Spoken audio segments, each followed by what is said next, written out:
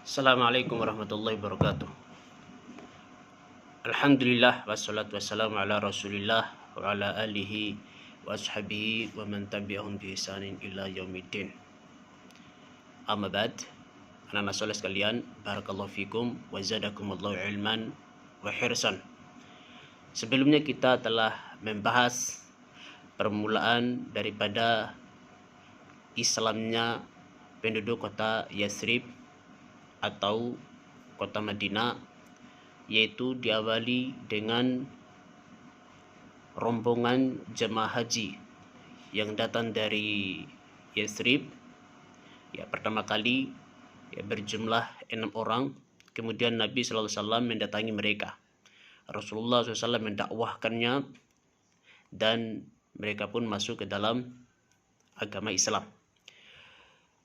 6 orang dari Yathrib ini kembali ke Yathrib, lalu mereka mengabarkan kepada penduduk di sana bahwasanya Nabi akhir zaman yang selama ini diberitakan oleh orang-orang Yahudi kini telah muncul di kota Mekah. Pada tahun berikutnya datang 12 orang dari Yathrib. Mereka menyengaja untuk bertemu dengan Nabi Sallallahu Alaihi Wasallam. Selain daripada itu, mereka juga datang untuk melakukan ibadah haji. Mereka berbaiat kepada Nabi. Baiat itu artinya bersumpah, berjanji bahwasanya mereka siap membela Nabi SAW dan juga membela agama Islam serta tidak lagi melakukan perbuatan-perbuatan syirik. Baiat ini dikenal dengan baiat Aqobah karena lokasinya di Aqobah, yaitu di Mina. 12 rombongan ini kembali ke Yathrib bersama sahabat Nabi SAW yang bernama Mus'ab bin Umair. Mus'ab bin Umair adalah sahabat ahli tafsir, ahli Quran, dan seorang ahli agama. Nabi SAW mengutus bersama mereka untuk berdakwah di Yathrib. Berkat kelihayan dakwah Umar bin Mus'ab bin Umair, banyak orang yang masuk ke dalam agama Islam. Tokoh-tokoh besar di Yathrib banyak yang memeluk Islam, sehingga pengikut mereka juga ikut masuk Islam. Tersebarlah ajaran Islam di Yathrib. Pada tahun yang berikutnya lagi, yaitu tahun ketiga itu, datang berjumlah 75 orang dibawa oleh Mus'ab bin Umair. Mereka bertemu dengan Nabi SAW secara sembunyi-sembunyi. Hal demikian menunjukkan bahwasanya orang-orang Yathrib telah banyak memeluk agama Islam. Mereka pun melakukan baiat kepada Nabi yang dikenal dengan baiat Aqobah yang kedua. Pada saat itulah Allah Subhanahu wa taala memerintahkan kepada Nabi Shallallahu alaihi wasallam untuk berhijrah. Pengertian daripada hijrah adalah intiqalu min baladil kufri ila baladi Islam. Perpindahan dari negeri kekafiran menuju kepada negeri Islam. Pada saat itu Makkah negeri kafiran pada saat itu. Sedangkan Madinah sudah menjadi negeri Islam karena sudah banyak orang yang masuk ke dalam agama Islam berkat dakwahnya Mus'ab bin Umair tadi. Karena Madinah atau Yathrib sudah menjadi negeri Islam, memeluk agama Islam, maka sudah saatnya lah Allah SWT memerintahkan kepada nabinya untuk melakukan hijrah. Ini hijrah pertama di dalam agama Islam, dan hijrah ini akan terus berlangsung sampai hari kiamat. Apabila kaum muslimin tinggal di negeri kafir, mereka tidak bisa menampakkan agama mereka, terjadi Islamfobia, terjadi penindasan, pembantaian, maka pada saat itulah berlaku hijrah pada mereka, meninggalkan negeri kekafiran tersebut menuju kepada negeri Islam. Pertama kali hijrah dilakukan oleh Nabi Shallallahu Alaihi Wasallam, meninggalkan kota Mekah menuju ke kota Madinah yang sudah menjadi negeri Islam. Tentunya yang masuk ke dalam agama Islam adalah orang-orang pribumi Yathrib. Sedangkan orang-orang Yahudi pendatang, orang Yahudi itu pendatang dari luar mereka tinggal di Yathrib. Mereka belum ada yang masuk ke dalam agama Islam. Mungkin orang-orang Yathrib ini sembunyi-sembunyi, mereka merahasiakan dari orang-orang Yahudi. Sebab selama ini orang-orang Yahudi selalu mengancamkan kepada orang-orang Yathrib, awas kalian. Ya, kalau kalian macam-macam, kami akan memerangi kalian bersama Nabi akhir zaman yang sebentar lagi akan diutus oleh Allah Subhanahu wa taala. Selalu mereka ancam, selalu mereka sebut-sebut nama Nabi akhir zaman. Sebentar lagi Allah mengutus Nabi akhir zaman, kami akan beriman kepadanya, menjadi pengikutnya, dan memerangi kalian orang-orang penyembah berhala sehancur-hancurnya sebagaimana Allah menghancurkan kaum Ad dan kaum Samud. Gitu kata orang-orang Yahudi. Selalu mereka ancamkan seperti itu. Namun tahu-tahunya orang-orang Yathrib justru lebih dulu beriman. Lebih dulu mendapatkan hidayah melalui Nabi SAW. Jadi mereka merahasiakan hal demikian kepada orang-orang Yahudi. Nah, tentang perjalanan hijrah anak-anak saleh sekalian, di malam hari tepat Nabi SAW merencanakan untuk keluar dari rumah dan melakukan hijrah. Dan pada saat itu pula orang-orang kafir Quraisy mereka berkumpul di Darun Nadwah. Darun Nadwah adalah sebuah tempat yang biasa orang-orang Quraisy berkumpul untuk bermusyawarah. Di sana mereka bermusyawarah. Jangan sampai Muhammad meninggalkan Makkah pergi ke Yathrib. Ya. Sebab orang-orang Makkah ini mereka mendengar kabar bahwasanya orang Yathrib sudah banyak masuk Islam. Dan yang mereka takutkan kalau Muhammad pergi ke Yathrib, Muhammad akan menyusun kekuatan di sana dan bisa-bisa Muhammad akan menyerang kota Mekah. Ini dikhawatirkan oleh mereka. Namun apa rencana selanjutnya yang harus mereka lakukan? Ya, muncullah sebuah usulan, dan usulan ini dari paman Nabi sendiri, yaitu Abu Lahab. Ia mengusulkan agar Muhammad dibunuh saja. Mereka mengira bahwasanya dengan membunuh Muhammad itu maka hilanglah permasalahan yang mereka hadapi selama ini. Lalu bagaimana cara membunuhnya dan siapa yang akan membunuhnya? Ini lagi menjadi permasalahannya.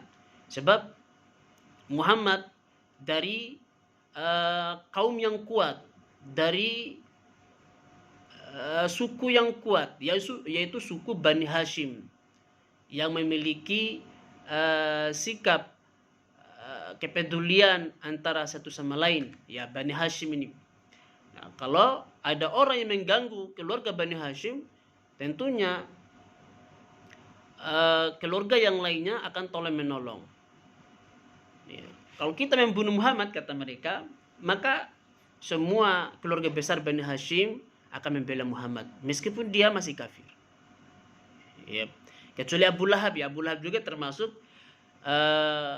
keturunan Bani Hashim, tapi dia tidak membela Nabi Muhammad. Dia sangat membenci dan memusuhi Nabi Muhammad. Adapun keluarga Bani Hashim yang lainnya, dia tetap membela Nabi Muhammad meskipun masih kafir. Lalu kemudian Abu Lahab mengusulkan, kalau ingin membunuh Muhammad, kita kumpulkan pemuda-pemuda dari berbagai suku. Jangan satu suku saja. Ya, dari suku Bani Khuza'ah seorang pemuda, dari suku Bani Makhzum seorang pemuda, dari suku ini seorang pemuda, dari suku ini seorang pemuda. Jumlah keseluruhannya 10 pemuda dari berbagai macam suku. Dari berbagai macam suku. Tujuannya ketika pemuda-pemuda ini membunuh Muhammad, maka keluarga Bani Hashim tidak bisa membalas. Tidak berani membalas karena berasal dari 10 suku. Ya, tidak bisa Bani Hashim melawan 10 suku itu. Matanglah rencana mereka. Hingga pada malam hari, di malam ketika Nabi SAW melakukan hijrah. Di malam itu Nabi SAW bertemu dengan Ali bin Abi Thalib. Ya, Ali bin Abi Thalib datang ke rumah Nabi SAW. Nabi SAW akan menyerahkan semua barang titipan orang-orang Makkah. Ya, karena Nabi SAW ini seorang yang amanah, maka diberilah gelar Al-Amin. Semua manusia menitipkan barang-barang berharga, menitipkan uang kepada Nabi. Ya, zaman dulu kan tidak ada perbankan dulu, tidak ada bank untuk simpan barang-barang berharga, baik emas, uang, perabot-perabot rumah tangga dan lain sebagainya. Ya, tidak ada kantor koperasi zaman dulu. Orang zaman dulu biasa menitipkan barang-barang itu kepada orang-orang yang amanah. Dan orang-orang Makkah pada saat itu, ya, mereka menitipkan barang-barang berharga mereka dan harta itu kepada Nabi Muhammad. uang, emas, dan lain sebagainya. Nah, karena Nabi SAW hendak pergi hijrah, maka Nabi SAW menyerahkan barang-barang itu kepada Ali bin Abi Thalib. Ini uang sekian, miliknya si fulan. Ini emas sekian gram, miliknya si fulan. Ini barang ini miliknya si fulan. Ya, Rasulullah SAW mengamanahkan kepada Ali bin Abi Thalib untuk menyerahkan harta tersebut kepada pemiliknya. Kemudian setelah itu Nabi SAW menyarankan kepada Ali bin Abi Thalib agar tidur di tempat tidurnya Nabi SAW. Sebab di malam itu orang kafir Quraisy, maaf bukan orang Quraisy saja, ya sekelompok pemuda, mereka mengintip apa yang dilakukan oleh Muhammad, kapan Muhammad keluar, ya, supaya mereka rame-rame membunuh Nabi Muhammad. Mereka ngintip di dalam, ya, Muhammad masih tidur. Tahu-taunya itu Ali bin Abi Thalib dan Muhammad bersiap-siap untuk keluar di pintu depan. Ya, ketika Nabi Muhammad SAW membuka pintu, keluarlah Nabi Muhammad SAW. Allah Subhanahu wa taala melindungi beliau dan menutupi penglihatan orang-orang kafir. Mereka tidak melihat Nabi Muhammad SAW yang sedang keluar. Mereka sedang menunggu di depan. Siapa yang mereka tunggu? Nabi Muhammad. Nabi Muhammad keluar pas di depan mereka. Mereka tidak melihat. Nah, ini termasuk di antara kebesaran Allah sekaligus merupakan mukjizat Nabi SAW. Waja'alna baina aydihim saddan wa min khalfihim saddan. Kami telah menjadikan di depan mereka itu tertutup dan kami jadikan di belakang mereka itu tertutup. Wahum la yubsirun, dan mereka tidak bisa melihat. Nabi SAW ketika keluar dari rumah sembari beliau membaca ayat tersebut, ya surat Yasin itu. Ya. Nah, ternyata di luar sana ada Abu Bakar As-Siddiq membawa 2 ekor kuda.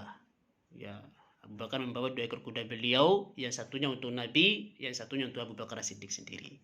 Maka Nabi mengatakan, "Akhudh hada bisaman." Saya ambil kuda ini dan saya akan bayar sesuai dengan harganya.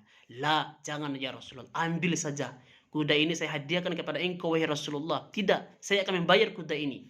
Ya, terjadi lagi tawar-menawar di situ. Abu Bakar membawa 2 ekor kuda, seekornya lagi dihadiahkan kepada Rasulullah tujuannya, tapi Rasul tidak mau mengambil cuma-cuma. Nah, ya Rasulullah SAW, ya termasuk di antara akhlak beliau tidak bermental gratis.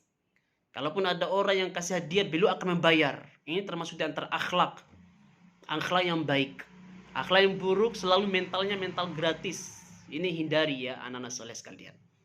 Jangan sampai ada mental gratis, mental meminta. Ini bukan akhlak yang baik.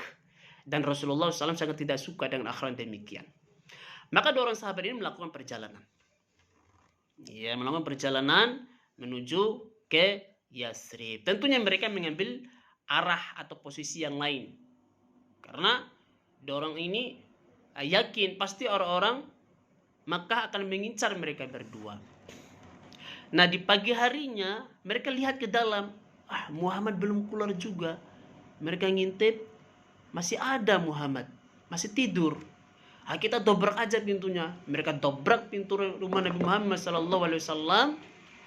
Ya, mereka masuk ke dalam kamar Nabi. Ya, lalu membuka selimut itu dan mereka hendak membunuhnya.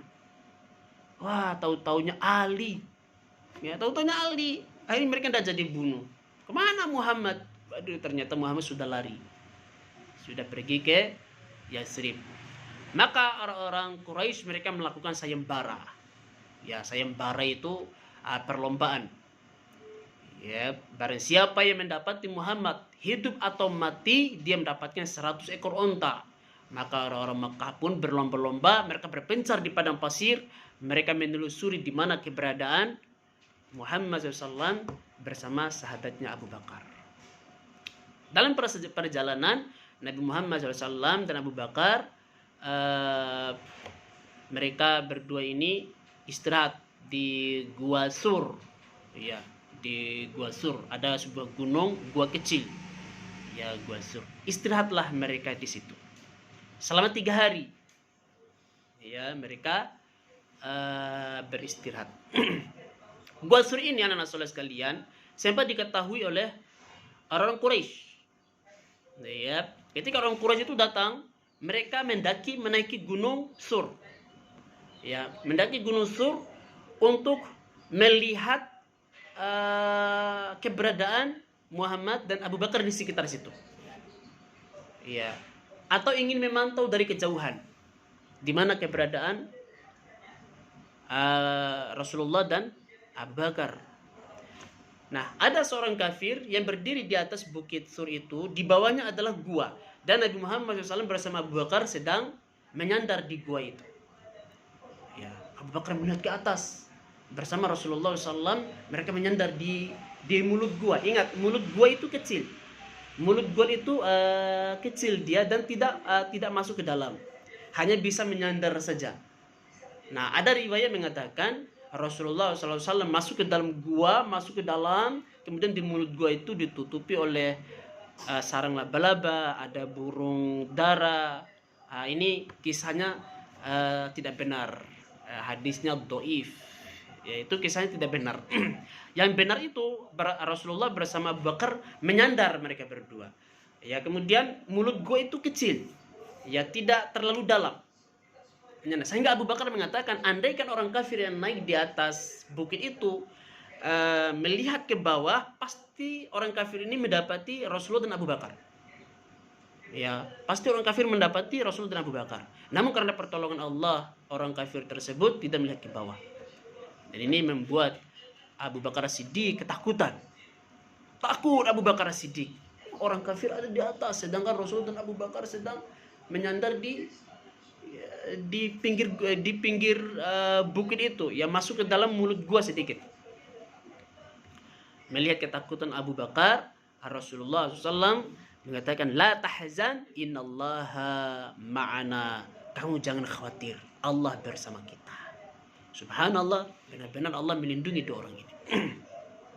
Rasulullah SAW bersama Abu Bakar tinggal di dalam gua itu, ya gua kecil, selama 3 hari 3 malam. Sementara orang kafir Quraisy mereka masih bertebaran kemana-mana. Ya, karena perjalanan dari Makkah ke Madinah itu berhari-hari, lama sekali. Apalagi perjalanan kuda.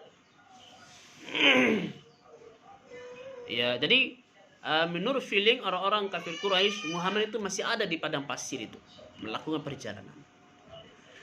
Setelah 3 hari, Rasulullah SAW di gua Sur, di gua Sur, Rasulullah SAW melanjutkan perjalanan. Dan mereka berdua menyewa seorang laki-laki sebagai penunjuk jalan menuju ke Yathrib yang bernama Abdullah bin Uraikid. Namanya Abdullah bin Uraikid. Dia penunjuk jalan menuju ke Yathrib. Berjalanlah mereka, hingga suatu ketika ada seorang saudagar yang lewat di situ. Ia melihat Muhammad, tapi dia tidak antusias untuk mengejar Muhammad, si saudagar ini. Ini orang Mekah. Lalu orang saudagar ini pergi ke Mekah dan ia mengabarkan, saya melihat Muhammad, dia sedang melakukan perjalanan menuju ke Yathrib. Nah, kebetulan di situ ada seorang laki-laki yang bernama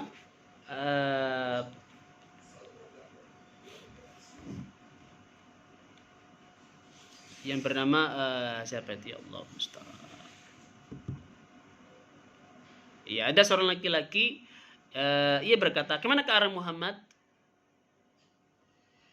Lalu dikasih tahu dia arahnya ke sana. Lalu laki-laki ini dengan sendiri ia mengejar Nabi Muhammad SAW. Ia mengejar Nabi Muhammad SAW sehingga ia pun dapat melihat Nabi Muhammad SAW dan Abu Bakar. Dengan antusiasnya, dia tambat kudanya sampai mendekat, tiba-tiba terperosok kaki kudanya. Ia jatuh. Lalu ia minta tolong kepada Nabi SAW. Wahai Muhammad, tolonglah saya, keluarkan saya dari bumi yang menelan ini. Maka Rasulullah datang mendekatinya dan menolongnya. Apa kata Nabi SAW? Pulanglah engkau, dan saya menjanjikan engkau mahkota emas dari Persia. Ini kata Nabi SAW. Lalu orang ini masuk ke dalam agama Islam. Ya, dia masuk ke dalam agama Islam karena dia menyaksikan kebesaran Allah Subhanahu wa taala. Lalu ia pun pergi. Setelah ia pergi di tengah jalan, ia bertemu dengan orang-orang Quraisy, dan orang ini dia mengabarkan bahwasanya Nabi Muhammad dia berada di posisi jalan ke sana. Ya, berada di arah sana. Ya, ia memberitahukan yang tidak benar kepada orang-orang Quraisy yang lainnya. Akhirnya Nabi SAW selamat hingga sampai ke tujuan, yaitu di Yathrib, dan disambut oleh kaum muslimin di sana. Ya, dengan penuh kebahagiaan, ramai kaum muslimin menyambut Rasulullah Shallallahu Alaihi Wasallam. Ketika Nabi SAW berada di kota Yathrib, maka dirubahlah kota Yathrib itu menjadi kota Madinah. Karena Yathrib itu artinya buruk, keji. Ini arti daripada Yathrib. Nabi SAW itu suka merubah nama. Kalau namanya itu tidak bagus, ya buruk, maka dirubah oleh Nabi SAW. Contohnya adalah kota Yathrib juga. Kalau nama-nama sahabat banyak dirubah oleh Nabi SAW. Ya, ada namanya Harb, ya, perang itu Harb. Maka Nabi mengatakan bal antas salam. Bahkan Anda itu adalah seorang yang berdamai. Dirubah namanya. Dan sahabat-sahabat yang lainnya termasuk nama-nama kota, nama-nama tempat, nama-nama gunung. Ada nama gunung namanya Huznun. Nama gunung Huznun namanya, gunung kesedihan. Dilewat oleh Nabi SAW, maka kata Nabi SAW bahwasanya hadzal jabalu farhan. Gunung ini adalah gunung penuh kebahagiaan. Dirubah. Ya. Jadi sesuatu yang memang sifatnya negatif itu harus dirubah. Ya, seorang mukmin sifatnya itu harus ke arah positif. Maka kota Yathrib dirubah oleh Nabi SAW menjadi kota Madinah Al-Munawwarah, kota yang bercahaya. Anas bin Malik mengatakan ketika Nabi SAW memasuki kota Yathrib, maka kota Yathrib menjadi cahaya yang gemerlap. Makanya dinamakan Madinah Al-Munawwarah. Tapi pada pertemuan yang akan datang kita akan bahas tentang bagaimana permulaan Nabi SAW membentuk pemerintahan di kota Madinah Al-Munawwarah. Aku lakul hadza astaghfirullah li wa lakum innahu huwal ghafurur rahim.